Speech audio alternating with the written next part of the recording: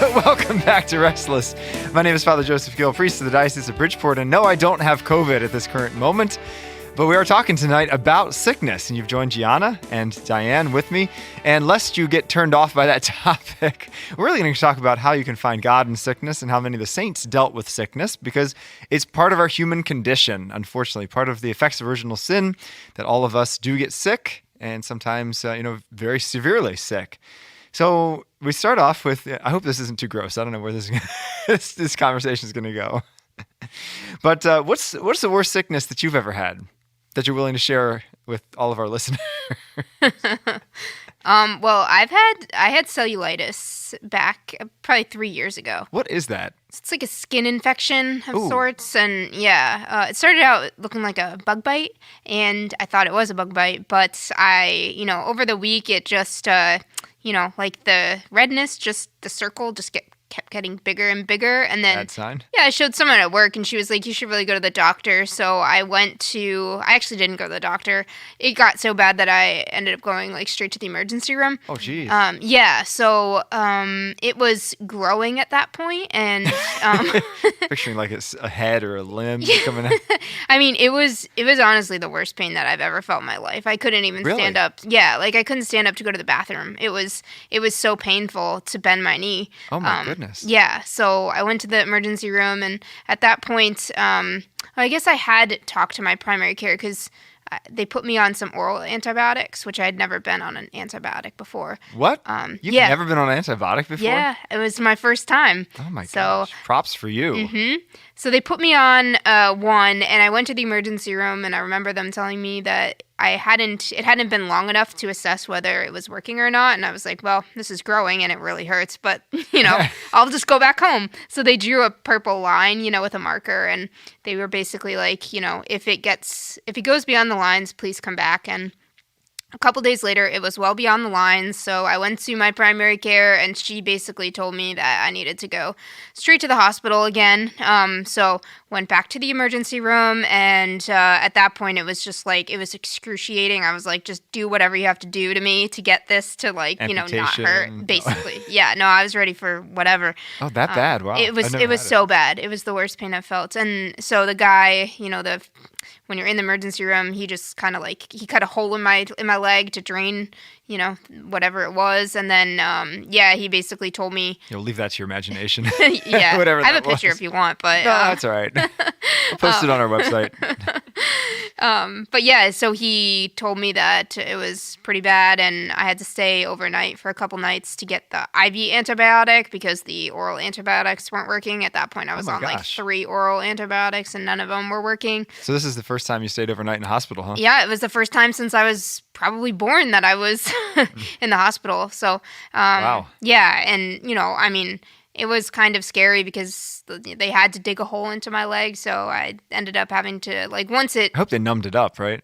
They did with the lidocaine, but, it doesn't... Lidocaine's not that strong. It's not, and they went pretty deep, so Oof. she was just like, let me know if this hurts. And I can see your bone. Yeah, so it went... It definitely hurt when they did that. And then, after I was let out of the hospital, it was just a process of, slowly. I mean, I couldn't run anymore. I, had to go to wound care, because they have to show you how to, pack the wound. Ooh. Yeah. Wow. And this was 3 years ago. I knew you then. I don't remember any of this happening. Yeah, no. I did get out. I went in on Friday, and then I got out on Sunday, and I was like, I need to make the 5 o'clock mass. Way to go. But I couldn't kneel. Yeah, sure not. But yeah, so that was quite an experience. That was probably the worst sickness I've had, and I guess ignorance is bliss because I didn't even realize how dangerous it was. I guess you could get sepsis and die. Oh, yeah, you can die from that. Wow. Yeah. So it was good that I'm the type of person who will not go to the doctor or take medication unless I deem it to be absolutely necessary, and I am not a medical professional. Well, so. I'm absolutely amazed that you made it to your 30s without ever taking antibiotics. I know. That is I don't Right? never met anyone that's done that. So yeah, it's I don't know. That was quite an adventure. I hope I never have to go on another adventure like that again. Yeah, I can imagine. Wow. Ooh, that sounds pretty serious. Yeah. And we'll talk in a moment about like what God taught you through all that, because I'm sure that's you were deep in your faith at that point, and you're probably wondering, why in the world am I almost dead in the hospital? Yikes. Well, what about you, Gianna? So I've been blessed. I haven't been extremely sick or anything like that for most of my life. I've never gone to a hospital or anything. I've been very blessed. Two things happened to me when I was younger, though. One, I was very young. I was 4. And, when a child is sick like that, sometimes they say that children have spot memories of what happens because so much is going on. Mm-hmm. So I lived in Staten Island at the time. And if I'm getting the story right, apparently West Nile virus was out on the island because of this mosquito repellent that ended up causing something. So, in the sky, they let out stuff to kill these mosquitoes that have the West Nile virus. But it turns out a lot of younger kids who breathed it in ended up getting this form of sickness. I don't know what it's called. My mom knows it. And back then, the internet was just a thing, so my aunt was looking it up. I was one of those kids that got really sick. Like, bruises appeared on me, and I was throwing up, and apparently... So I do remember. I remember I was in the hospital. I don't know how long I was, but I remember just being really confused, like, what's going on? How come people are visiting me? How come I'm throwing up? Like, I don't understand. But from what I understood is that this virus, or whatever it was, had to work itself through me before it could stop. And unfortunately, one of the things was the stomach and the spleen could get twisted together in knots. And that's really, really bad. Wait, like actually physically twisted Something together? like that, yeah. Whoa. So without getting too graphic, the human body has many openings, so they had to stick one thing down my throat and another thing, you can probably guess. And apparently I had to be like that for like a while. So when it passed through, my guts didn't twist together. Something like that. That's bizarre. So when I was can't young... imagine how uncomfortable that is. Right, when I was young, that happened to me. I really don't remember it. I have spots. I remember watching things on the TV. I remember the girl laying down next to me in the other bed. I remember people visiting me. But I don't remember any of the sickness. But I do remember that experience of my life just being what's going on. That's a grace from God that you don't remember it. Right. That would be traumatic, Yeah. I think. And then the next thing that was really scary, but I was never hospitalized, I ended up getting a UTI when I was 8. And the thing that stinks is that, like elderly people, children show things differently, have different symptoms than adults. So no one really knew what it was. And I remember I had horrible stomach pain. I was so sad. And I was worried all the time, like, oh, what's going on? What's going on? Eventually, when they found it out, I took the medicine. I was fine. But that moment in my life, that was my summer when I was 8, I remember I was so terrified for like a month because I didn't know what was happening. And I was like, it hurt. And that stunk. That stunk a lot. And I remember more about that clearly than the one when I was 4. But the one when I was 8 really brought a feeling of, wow, I'm not happy now. That stunk. Understandably. Oh, jeez. But I've been lucky. Besides those two things, nothing horrible has happened to me. Knock on wood. Well, thanks be to God. Yeah, praise the Lord for that. Yikes. How about you, Father? Me? I don't know. Nothing really all that serious. Thanks be to God. Thank I've actually God. never spent overnight in a hospital. Thank God. That's great. Although I take lots of antibiotics. Knock on wood. Knock Pretty much on wood. every Knock winter. on wood. I don't. No, I just trust in the Lord. I don't need to knock on wood. But yeah, I broke my arm when I was 9. That was Ugh. pretty painful. Ooh. I've never broken anything. Yeah. Again, knock on wood. But That's I've, good. yeah. We don't need to knock on wood. We just trust the Lord, man. I'm afraid though. What if I have to learn a lesson and God's like, you know? She didn't knock on wood. I guess she's condemned now. No, of course I don't think that happens, right? But yeah, no, I had food poisoning. You kind of wish you were dead when you have food poisoning. That was pretty. Yeah, rough. I've never I had that. 3 times, I think. Oh, what did you eat? Not my mom's cooking. I will be very clear. No, we had some rectories have cooks, and there was one cook. Oh, who, no. Wasn't just. I guess didn't take food safety all that seriously. I don't know. But actually, one of the most memorable times I was sick was I actually missed the millennium. Because Oh. I had the flu when it turned from 1999 to 2000, and I remember I went to bed at like 8 p.m. on December 31st, and I'm like, just wake me up, when the ball drops. And so they woke me up like 10 minutes before midnight. I like stumbled out like totally bleary-eyed, not even there, like on Benadryl up to the crazy. I was like, oh, it's the millennium. Aw. Good night. I went back to bed. I was just happy that it wasn't the whole Y2K bug. Do you guys Yeah. remember that? No. Vaguely. No, see, you were probably too young for that. Yeah. Yeah, I was probably 4.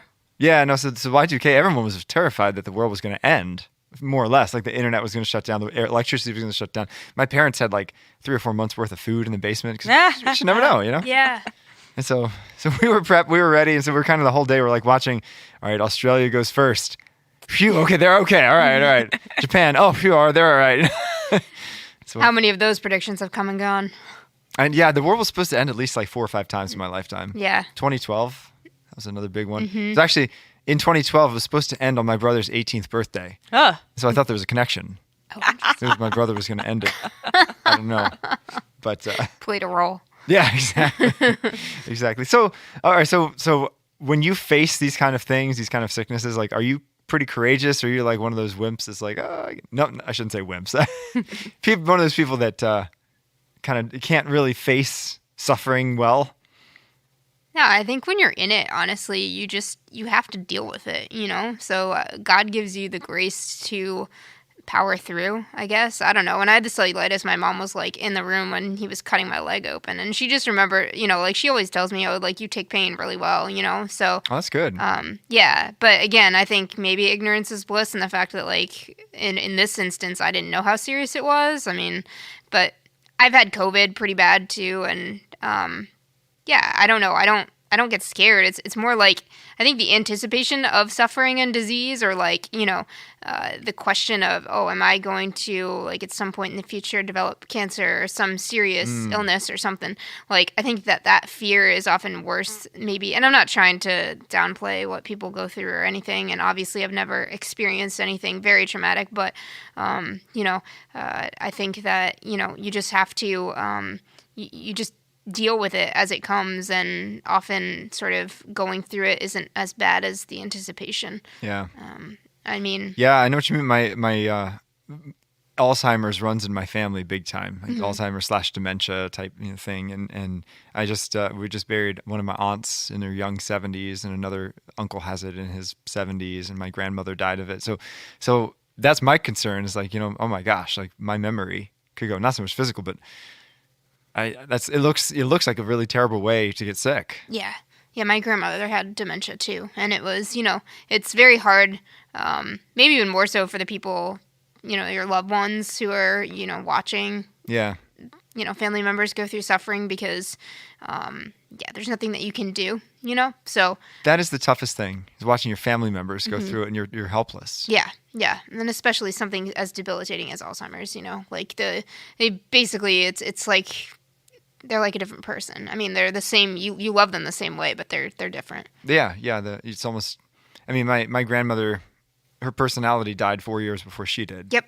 Same with mine. Yep. Exactly. And it's a sad reality, but in some sense, it's kind of a gradual saying goodbye. It is. I remember my grandfather wasn't really all that sad at the funeral, and in fact, my grandfather, much to his eternal credit, took care of her to the very last breath. Never put her in a facility or anything. And at the end, he was like, wow, I feel free now, because now he could go where he wanted and didn't have to worry about his wife. But yeah, that's beautiful, and she got to die in the comfort of her home and all around to loved ones and everything. So exactly, yeah, exactly. That's heroic, but not easy. Yeah, without a doubt.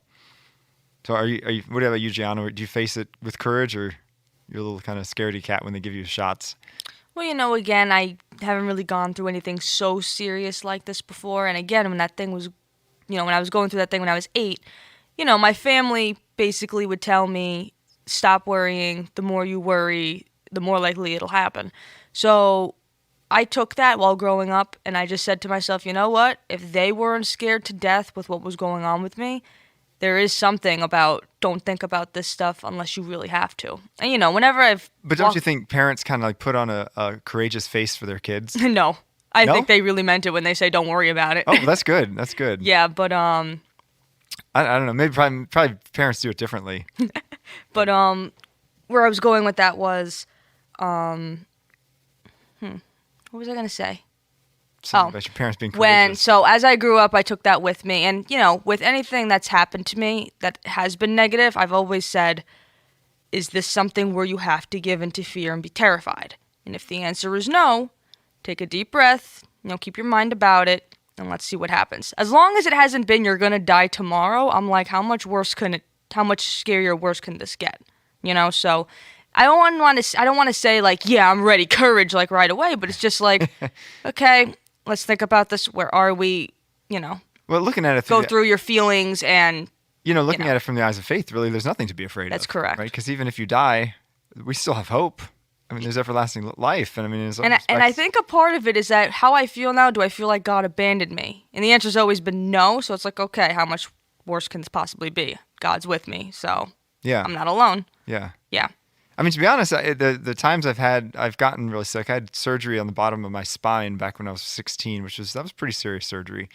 But like that whole time, actually, because that was kind of at the same time that I was deepening my own faith and going through this deep conversion experience, and I really felt that consolation of being like, all right, offer this up, and I'm like, okay, that's no problem. Yeah, I can do that. Let's offer it all up. And Yeah, I think the most important thing is not to waste your suffering, right? Because the world is in need of great redemption in so many ways. Our family members, our friends, our, coworkers, and suffering is an opportunity to kind of, like to basically ask God to use that for the salvation of souls. Very powerful, especially when it hurts. So how does that work? Because, St. Paul says that we make up in our flesh what is lacking in the sufferings of Christ, but nothing's lacking in the sufferings of Christ, right? So, I mean, how does it work that my pain, my whatever it is, my knee pain or stomach issue is going to help Christ save the world? I mean, what's the logic behind that? Well, nothing is lacking in Christ's suffering and redemption, but except for our own suffering. And that's where we have the opportunity to give of ourselves and unite our sufferings with those of Christ. And because we're part of the body of Christ, we are presented to the Father with the sacrifice of Jesus, and so that is meritorious in that, like, we can apply our sufferings for, whatever intentions that we have and we pray for. Yeah. I was reminded that I think it was St. Faustina who said that if angels could be jealous of us, it was for two reasons. Do you know what they were? A body and to be able to enjoy a Big Mac. I don't enjoy a Big Mac. No, he said one was for the Eucharist, to receive the Eucharist, which they can't do. And the other one is to suffer. The angels wish they could suffer. Because I think suffering is the most profound kind of love there is. In fact, it was Padre Pio who said, the proof of love is to suffer for the one you love. So really, I think suffering makes love incarnate, and we don't need to go seek it out because God gives it to us. Right. Yeah. And that's the kind of suffering that's most pleasing to God. Yep. And there's no resurrection without the cross, right? I mean, Jesus told us, pick up your cross and follow me. So if we're not doing that, then, we're really not living the Christian life. And I don't know, suffering for me, like whenever I have when I had that serious illness, it just, you kind of, I mean, you can either brush it off or you can take it as an opportunity to really just, for me, it was sort of, a reality check, right? Like reprioritization, trying to figure out, okay, what's really the most important? Oftentimes when you're filled with joy and nothing's going wrong or whatever, it's very easy to forget about God. But during those times of suffering, you kind of are reminded of your dependence on Him, like your own lack essentially, and the fact that your life could end at any moment. So you better be living in such a way that, like if God calls you tonight, you're ready to go. Like that's a tall order. We're all called to be great saints, and we don't want to just like get by, by the skin of our teeth, like. So that brings up a really good point about like memento mori, right? Remember your death. And like when you have been sick, was that, or even like during the whole COVID pandemic when sickness was kind of in the news, was like the possibility of death on your mind at all? And for me, with COVID specifically, I think maybe the first week when I was watching the television and listening to everything, but like inside I felt a twinge, but like it didn't stay. And I was just like, okay, let's just see what happens. Because right now I'm stuck in the comfort of my own home doing what I want. And I'm not seeing anyone. So I can't see a possibility of me dying here. And then we would go outside. We had the masks on and everything. And eventually I was just like, it didn't last long. I was like, okay, I still don't feel like death is around the corner. And of course, as time went on, and then we all develop our opinions on this whole thing and why we think it's here, fear I really did not think fear was around the corner for me for this. I didn't think about it even when I had older people in my family. I was just like, I don't think you guys are gonna go either. I mean, I just didn't see it. What everyone else was going through, I had nobody close to me that got it or anything. So with COVID, I wasn't really seeing the death part of it. So no, I didn't think death was there for me for COVID. Yeah. I just Googled with the Google, one of my favorite quotes from John Eldredge. You ever read or hear about John Eldredge? He wrote, it was an extremely famous book back in the early 2000s called Wild at Heart, about like kind of a masculine journey. And he said this line, he said, the most dangerous man on earth is the man who is reckoned with his own death. Because like if you come to peace with the fact that you're going to die, you are literally fearless. Because there's nothing. What else can hit you? Like, all right, death is coming. I'm ready. Bring it on. Not in a macho sense, but like in a truly Christian sense of like, all right, well. Well, yeah, and that makes sense, from the perspective of if you even think about governments, right? Like communism, that's why they fear sort of the family and religion, because they know that, like if you believe in a higher power, God, like you're not going to fear leaders and, just think of the martyrs and everything. I mean, they went to their deaths kind of just, some of them very brutal, but they believed in what they believed, and that was the most important thing, and they were willing to lose their lives for it. Yeah. 100%.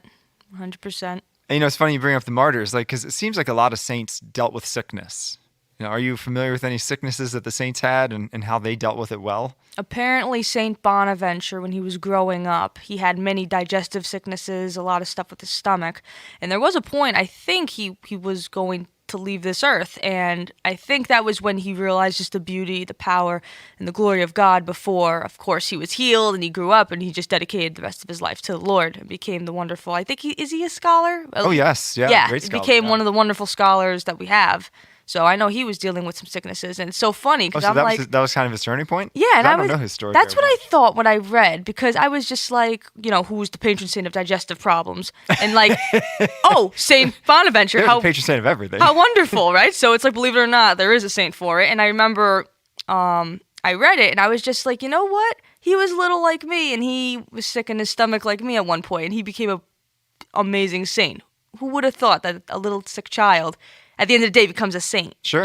Sure. It's kind of like Ringo Starr was sick, and then he became one of the greatest drummers in rock and roll history. Was he a sickly child? Oh, yes, he was a very sickly child. A lot of his problems were digestion. That's why he's been a vegetarian for God knows how many years. I bet this is all like undiagnosed gluten intolerance. I mean, because like back in those days, nobody had like ever thought, oh, yeah, you can't eat wheat, because like that's literally the only thing you ate. Right. So. That is true, yeah. I mean, another saint that I'm thinking about, a blessed Pier Giorgio Frassati. I think he contracted polio because he was out serving, the poor and the destitute. And I believe that the story goes that his grandmother was dying at the time. And so he was actually very sick, and he didn't like tell his parents, and so he didn't really get the care that he needed, because he basically just didn't want them to worry about him while his grandmother was passing away. So just speaks to kind of his selflessness. I mean, obviously that takes a lot of courage, and complete sort of, just not thinking about yourself. Yeah. Going off of that one, Saint Damien of Molokai, he went to Molokai where all of the lepers and all of the gravely sick people were sent in Hawaii, and he went there. He was a Belgian priest, and he wanted to go there, and he ended up contracting leprosy, and he ended up dying of it. Yeah. Yep. This past weekend, I told the story in my homily about Saint Aloysius Gonzaga, who did the same thing, helped victims of the plague and caught it himself. And I know during the COVID pandemic, I was kind of heartbroken on a couple occasions because I was asked to go and see someone in the hospital who had COVID and give them anointing of the sick, and I was totally willing to do it, but the hospital said absolutely not. Oh.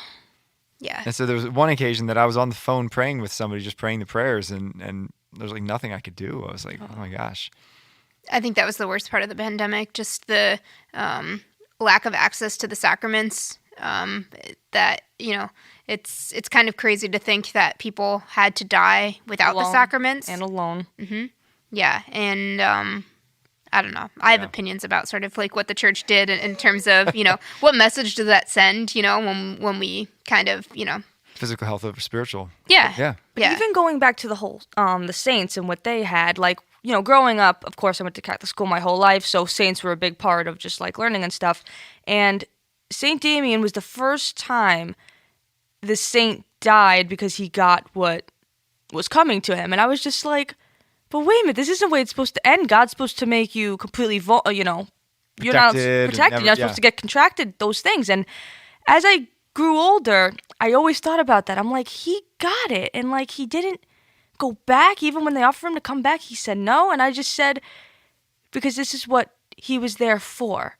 Yeah. And all the people he helped along the way. He literally gave his time on this earth to help these people that nobody wanted anything to do with, because they were literally sent to an island to die. To die, yeah. And it's just that it's incredible, you know? And you know the famous story of, he found out he had leprosy. It was a woman accidentally dropped a boiling pot of water for tea on his legs and he didn't feel it. And he didn't feel anything. But the next week, he'd always gotten up every week at Mass and started the homily with "My dear lepers." And then finally he started it, "We lepers." And like he wanted to be so identified with them that God gave him a share in their own disease. Mm-hmm. Which, I mean, is a perfect example of Christ, right? Mm-hmm. He wanted to be so like us, like us in all things but sin, that he took on even death and torture. And another thing the story taught me is like, you want to get angry because it's like he did something so good. Why would that happen to him, like in the name of the Lord? But exactly what you said. Yeah. Exactly what you said. He's here. He was there for that. So, I think Damien and Molokai is such a great example of another question I'd love to hear from you, that, he took care of the sick. And that's another avenue in which sickness, even if it doesn't happen to us, can be very formative. Have you ever had the opportunity to take care of someone who was sick? Not personally, no, not really. I mean, my mom had cancer.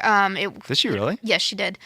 Breast cancer. I don't think I knew that. Wow. Yeah, that was it was probably 6 or 7 years ago at this point. But she seems to have no ill effects at this point. No, but she had a double mastectomy, and it was, obviously very serious. They caught it super early. That's good.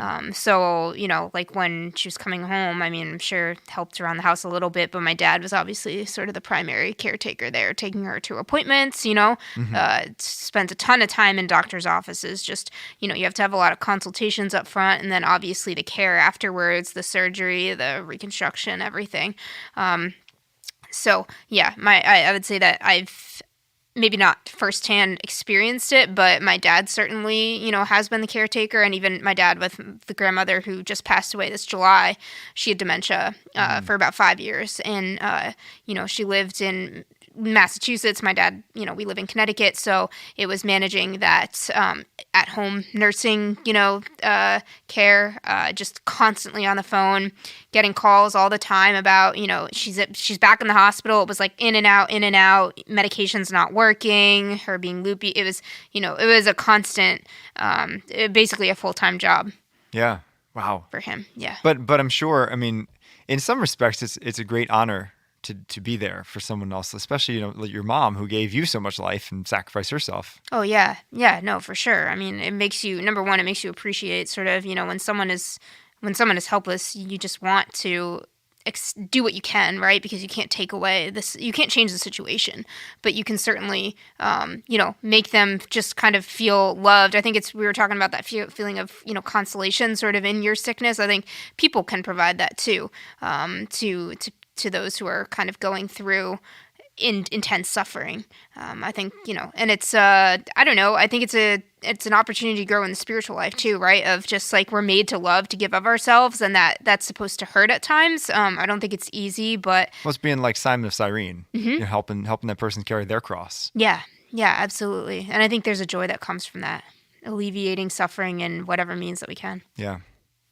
Padre Pio, who suffered so much in his life with the stigmata and everything, he had such a compassion for suffering because he suffered. And so he built, and I don't know if you've ever been, probably not, because it's really way off the beaten path, to San Giovanni Rotondo, where he lived and died. I've been there, and it's amazing because it is like the most desert part of Italy. It's still dirt poor, a lot of dirt roads, and just, people are just subsistence farming and everything.